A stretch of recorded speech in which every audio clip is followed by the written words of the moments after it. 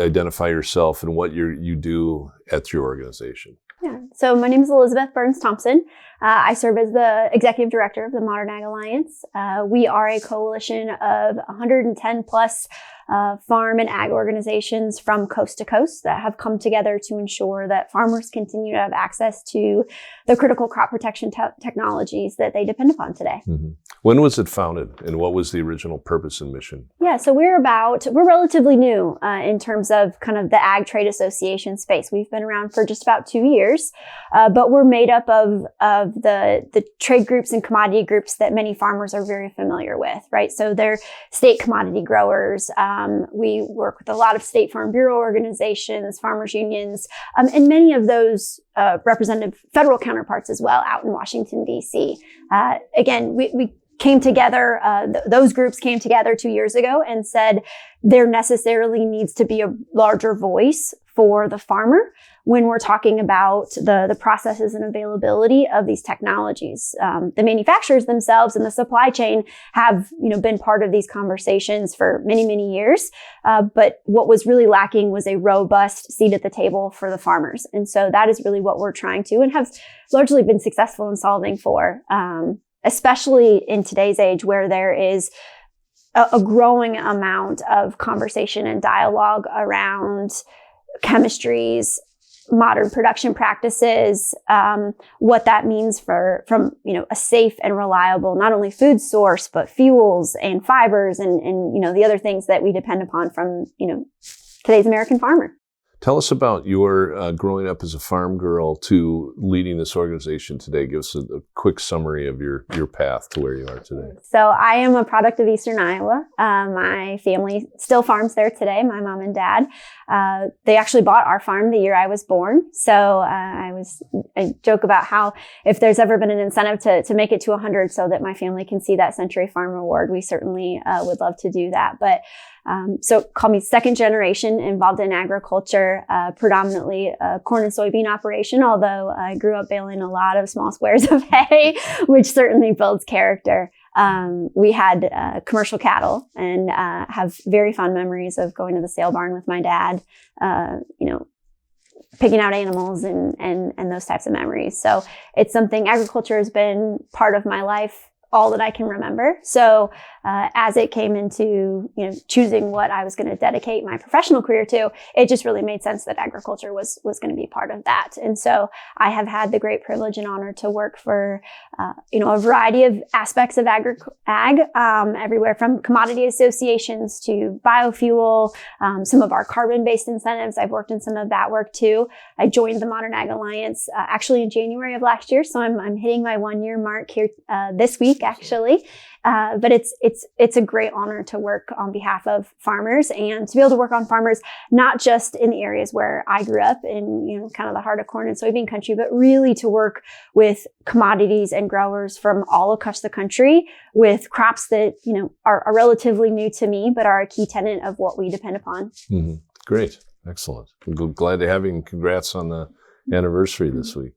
What could you tell us about the origin story of the Modern Ag Alliance? Maybe what precipitated it, and summarize the need, which is clear, I think, but how it went from identifying the need to mobilization to where you are today with all those groups that you've gotten to get involved with. You tell us that story, if you would. Yeah, so and it's probably even further back than the 2 years of Modern Ag, such that if you back up 10, maybe 15 years, I think that's where we really saw a growing uptick in terms of the threats facing some of these chemistries and technologies, be it some of the work that was coming out of the European Union that was then coming into the United States and putting some real challenges on our regulatory system and the legal processes that were then put forward that truly created confusion, inconsistency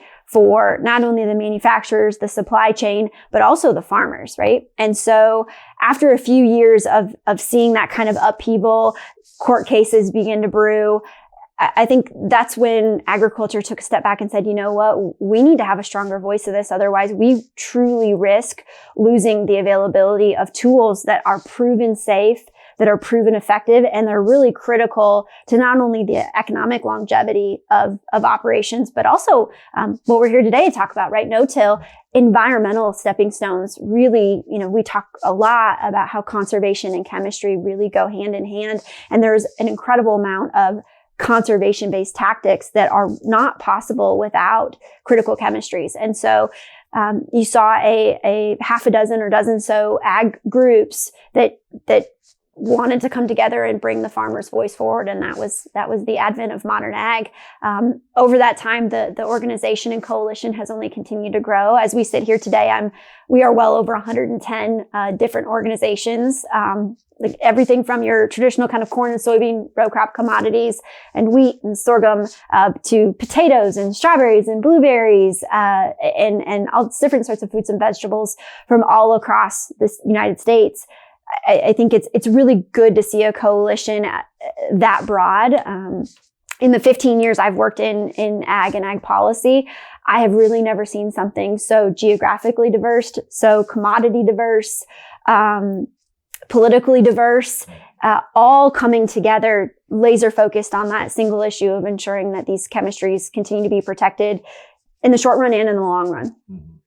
Do you think, and you shared some great stats today about what would happen with the absence of these tools, and I might have you recap some of that, the food costs, the yield loss, the final food costs. What do you think is misunderstood or not properly understood about this, the matter that your group is working to defend to make sure that farmers do have the tools available? What's misunderstood out there about it?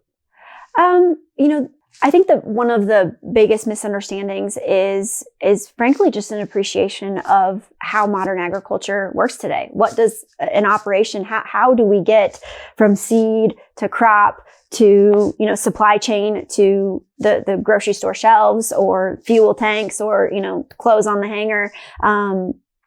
That process, because we have so many generations, we are now so generationally removed from agriculture, it's incumbent upon us. It is necessary for farmers to talk about, and I shared this today about, we need to not only talk about what we do and how we do it, but most importantly, why. And that is what will connect ultimately with that consumer, because there still is an incredible amount of trust in the American farmer. They believe that the American farmer is out to do and provide safe products for them at the end of the day. There just isn't an understanding of how they do it. But there is certainly a distrust in some of the tools or the production practices unless there is proactive outreach. And largely that needs to come from the farm community to, again, talk about what we do, the tools we use to make that happen, and why those tools are so important to bringing a safe product forward. And one of those obviously being some of these critical chemistries. We know consumers want, reliable access to food. No one wants to go in the grocery store and see empty shelves. Reliability means that we've got a supply chain, that there's product moving forward. That needs modern agriculture. Consumers also want to make sure that if there is food on those shelves, that they can afford it. We commissioned work that just in looking at what a world would look like without one active ingredient, right? So what would a world without glyphosate look like? The anticipated impact on cost or on food prices was anticipated between 2.4 and 2.5 times higher. And that's something that would not go unnoticed by the consumer when they walk into the grocery store. And lastly, they want to, a consumer wants to know that it's safe, that every step of this that's leading to that grocery store shelf or what they're purchasing is safe, not only for those that are producing it for them, but ultimately for them that are consuming it. And so having trust in the process is also something that we've safe for their consumption. And I think the fourth leg of that stool, which is incredibly important, is the societal impact. And I think that's also where the environmental pieces come into play. Consumers are interested in how things are produced because they want longevity for our environment. They want more sustainability, more regenerative practices. But I don't know that there is a connection right now in their minds that regenerative, sustainable also necessarily involves critical technologies and chemistries and things like that. And so we have work to do in terms of telling that story. Mm-hmm. Yeah, and you just hit on what was a nice segue into another question was how the glyphosate and other crop protection products do fit into the regen picture? Because I think there are many people, and maybe they're not the ones in the room out here today, who, when they hear those terms, they're thinking something different. How does it all fit together, if you could restate that? Yeah, I think back to that point of conservation, and conservation means a lot of different things, different conservation practices.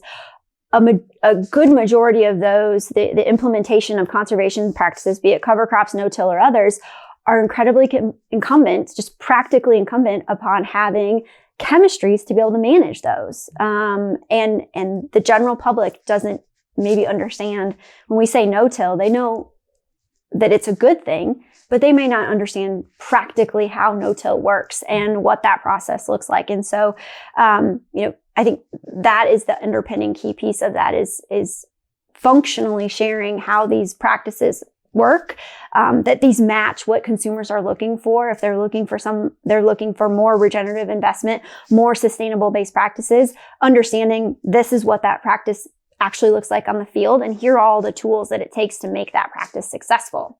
We just came off the holiday season. You probably saw the It's a Wonderful Life show here with the George, and I call this the George Bailey question. So if the group that you're representing and people like you are passionately working on the education, the advocacy, all those things, if this didn't exist, if Modern Ag Alliance did not get off the dime and start working on this, what is the potential world that farmers could be facing today or tomorrow? Kind of like when George sees what happened to Bedford Falls and became Potterville. Can you tell us what that world looks like if we don't have people who are defending the scientifically proven products that we have today to farm with? I think the first thing that comes to mind is you're either at the table or you're on the menu. And there are plenty of organizations and movements that would like to see these tools go away. And they have not just glyphosate, not just insert, your active ingredient on their menu. They have a laundry list of them. And so if farmers and agriculture are not at the table telling our story, advocating for technologies, we are most certainly on the menu, and we've seen that over the last 10 to 15 years, and it truly is time for agriculture to step up. A lot of the work that you're doing is with policymakers at the state and federal level. What do you want growers to know, to hear from, on how they have to get involved in telling their side of the story to protect their interests? They can't let someone else do all the heavy lifting, right? What can growers do to help you in what you're doing, and in terms help in helping them again? I think a really common theme that we heard earlier today for some of the speakers at the conference today was to try something. And much of that was predicated on trying a different maybe production practice or a different type of tool as part of your operation. I would argue much the same goes in what we work on. Try something. Attend a day on the Hill with one of your organizations. Get to know your either member of Congress or your local elected official. Get to know them on a first name basis would be great, but get that relationship in place so that when we have those opportunities to have policy conversations, they look at you as as the trusted resource. Before they go to the internet or they depend on the loudest noise in the room, you really want to be a trusted resource for your elected officials. And that starts with building relationships. So in the spirit of try something new, I would encourage growers to try something new also off the farm by getting involved more politically. Very good. And then if, knowing that the message out to policymakers and such is important, if they left their desks and came to an event like this and rubbed shoulders, elbow to elbow with farmers and the people that you just addressed, what do you think what do you think might switch a light bulb on, or what they might think differently about if they got into a room of practical farmers like we had today? What might be learned from that experience? I love to be able to go and ask a lawmaker what they believe to be true about an industry, or what they believe to be how things work. And I think that's a question I would encourage growers to go in and maybe ask of their elected officials as well, is what is it that you think that I do on my farm? Or do you believe that, I'm producing a safe and effective product? and bringing it to market, because that'll help you understand where there may be gaps of misunderstandings. And that also helps build rapport, right? That tees up a conversation, and it's less of the being talked to or being talked at. It creates an opportunity of, let me understand your understanding of reality, and I'll help you understand my version of, reality, and we'll help come to terms with what's missing in between. And that's the process of effective policymaking, and that's predicated on relationship development. So I think understanding their perspective is important for them to be able to understand your perspective. That's got to be mutual. So again, foundation on relationship development, but I think we think about also agriculture as being so generational. And, the statistics say that more than not of us in this industry are older than younger, which are a matter of perspective. Obviously, age is just a number, but that there's also a connotation that things are done an old way or because they've always been that way. And that really couldn't be further from the truth. Agriculture is one of the most technologically driven. People are hungry for innovation. We've got to be able to have the dollars to be able to implement those innovations, right? We go to fun shows and see new technologies and new innovations. We can't do everything all at once. The almighty dollar doesn't always allow for that. But there is a hunger and an appetite for trying new things, for doing new things. And I think helping share that story is incredibly important because, again, go into Google and type in farmer, and you're going to get pictures or clip art or something of a man with a pitchfork. Right. And unfortunately, a good chunk of the population, that's what comes to mind when they say farmer. And I walked through the conference today. There's no one standing there with a straw hat and a pitchfork on. Right. But I think you raised a good point here a moment ago. And in a previous life, I was involved in manufacturing interests going up on the hill. And what I think needs to be learned, and maybe agriculture is farther ahead than the industry I came from, but we can't just expect the people on the other side to understand what it is we do, right? We have to take some responsibility. The things that you just said, getting involved, going up, engaging, not barking, not each other telling each other what they think they ought to do.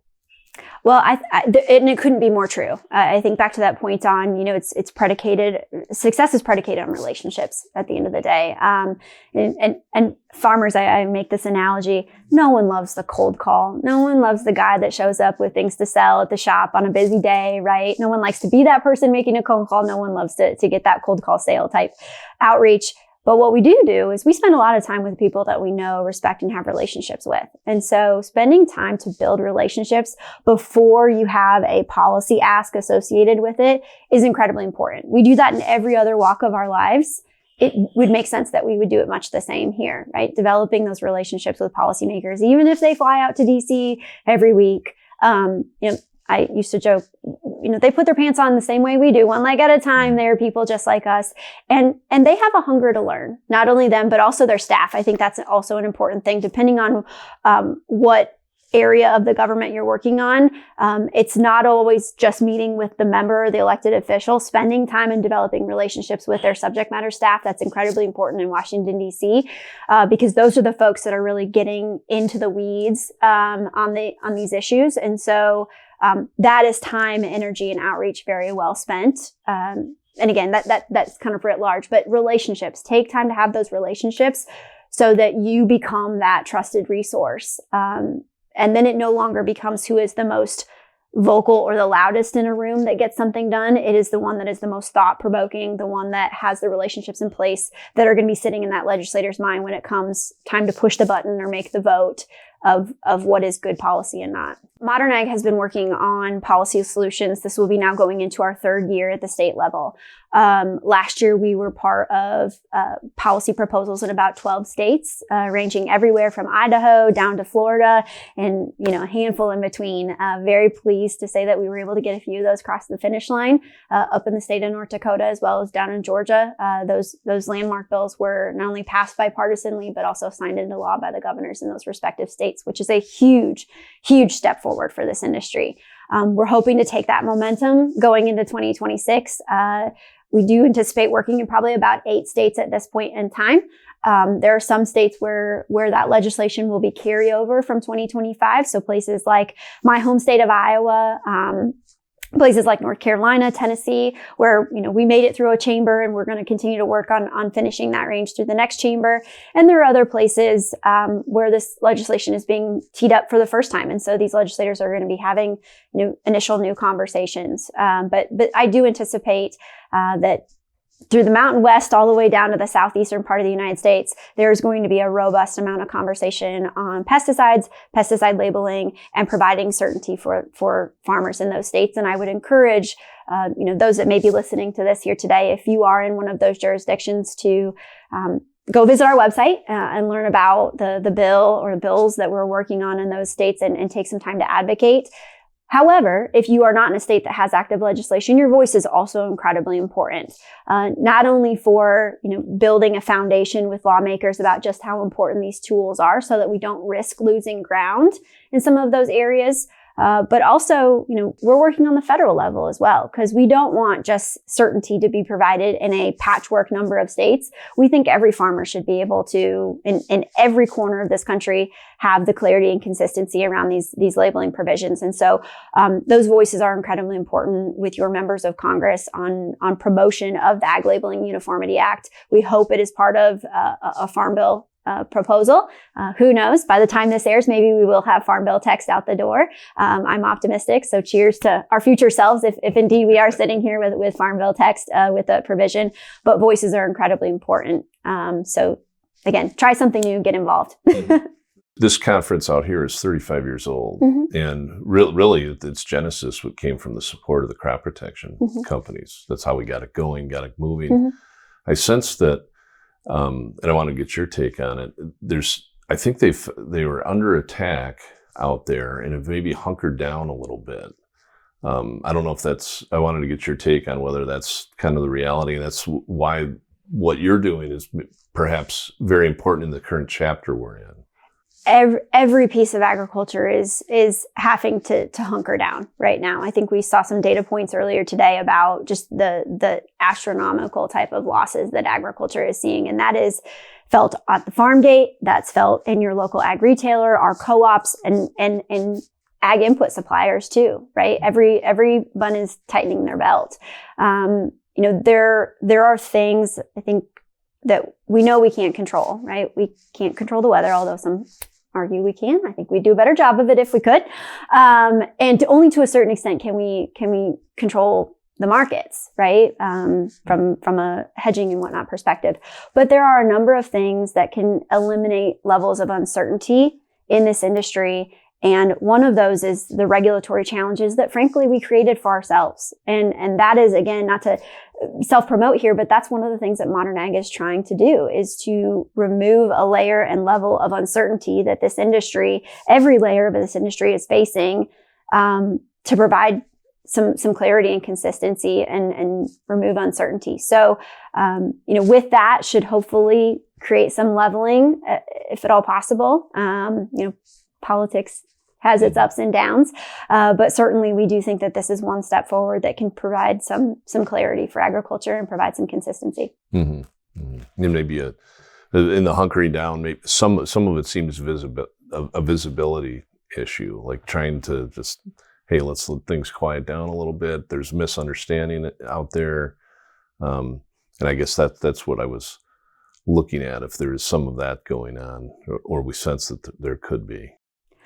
We've always seen kind of a continued uptick in terms of the amount that Joe Public consumer wants to know about products, be it your food products, your fiber products, anything that they are purchasing. I think there's a want to know more. A key piece of that is almost everything that comes to market has a farmer's fingerprints on it in some way, shape, or form, and so it is as incumbent now than ever that farmers are at the forefront of that conversation.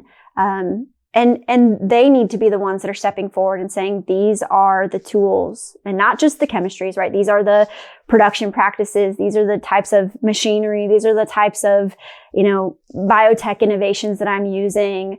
And here is why. And the best person to deliver that message is the American farmer. It's not always, the supplier or the company that's providing them. It's the person that's choosing to purchase that product or that input or that seed or that machine, and why ultimately they did so, and how that then reflects into a safe, cost-effective product for you as a consumer at the end of the day. And that's the American farmer. They have to be the ones that are telling that story. Yeah. I think you see this firsthand by coming here, and maybe some don't or don't understand the vantage point of the crop protection companies. I think where we would find very good agreement with your company, the crop protection companies, ourselves, and the people here, is that we want to know all the potential ingredients that can go into conservation and successful farming practice. And it's up to everyone to use what they want. Yep.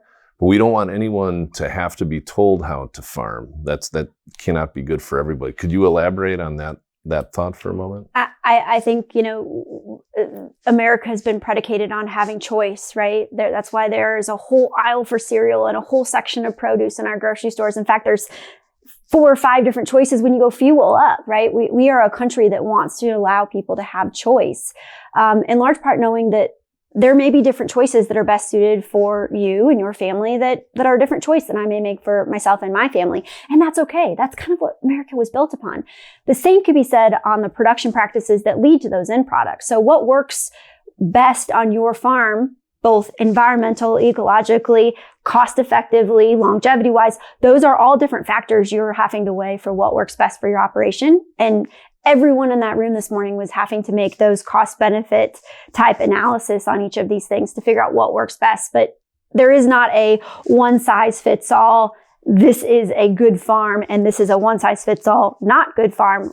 We don't do those types of categorizations. We want to try. We want to be innovative. We want to continue to change. And that's what builds resiliency too, is being able to have that trial and error, because some things work in places very well and they don't work in other places. Some things work some years, but don't work really well the next year. And so it is really tough to make nice, neat boxes of this is good or this is bad or this is what we should always have or this is what we should never have. And so much to say, not only production practices, but tools that are used as part of that. And we want an environment that continues to stimulate and incentivize change and innovation, because that's what builds resiliency and that's what's going to keep farming, going full steam ahead for generations to come. And I think that's also something that breeds an excitement for the next generation, right? No one wants to go into an industry that feels stagnant, that feels the same as it's always been. And agriculture isn't that way. It looks a whole heck of a lot different than, when my grandpa was farming and generations before that. And that's because we spurred innovation. We brought technology, and it was exciting for the next generation. And we need to continue to do that. I would leave your listeners with that common theme of conservation and chemistry really go hand in hand. There are some out there that really are not making that connection. And I think it's incredibly important that we can't have conversations with one without the other being brought to the table. And so Modern Ag is working diligently to try to make sure that those two issues are coming together, especially in the policy realm, and ensuring that agriculture not only continues to have the tools that you have today, but we have an environment that's going to bring new innovations, new technologies, and new chemistries forward for years to come. If that's something that excites you listening to this here today, I would encourage them to follow along and join along with our mission at modernAgAlliance.org.